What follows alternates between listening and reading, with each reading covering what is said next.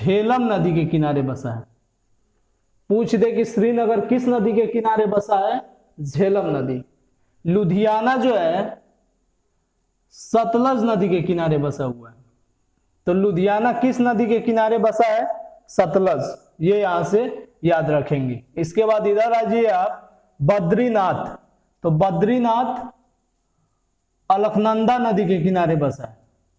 तो ये याद रखेंगे, यहां से बद्रीनाथ अलकनंदा नदी के किनारे। इसके बाद यहां आ जाइए दिल्ली। तो दिल्ली यमुना नदी के किनारे बसा है।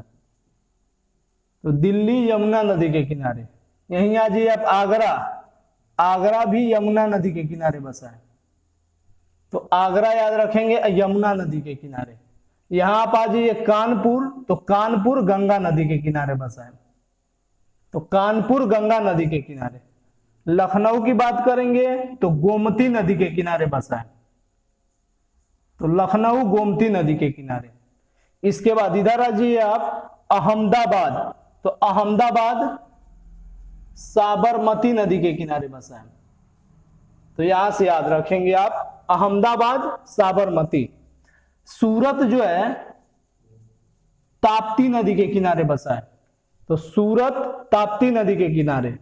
नासिक गोदावरी नदी के किनारे बसा हुआ है। तो नासिक याद रखेंगे गोदावरी नदी। ये हैदराबाद जो है मूसी नदी के किनारे बसा हुआ है। तो हैदराबाद मूसी नदी के किनारे बसा है।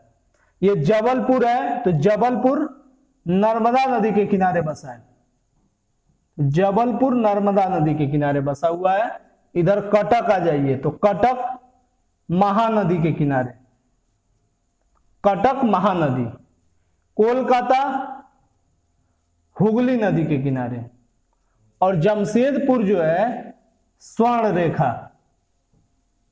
तो यहां से याद रखेंगे जमशेदपुर स्वर्ण रेखा नदी के किनारे। कोलकाता हुगली के किनारे, कटक महानदी के किनारे। अब यहां यही यहां से आपका ब्रह्मपुत्र आता है।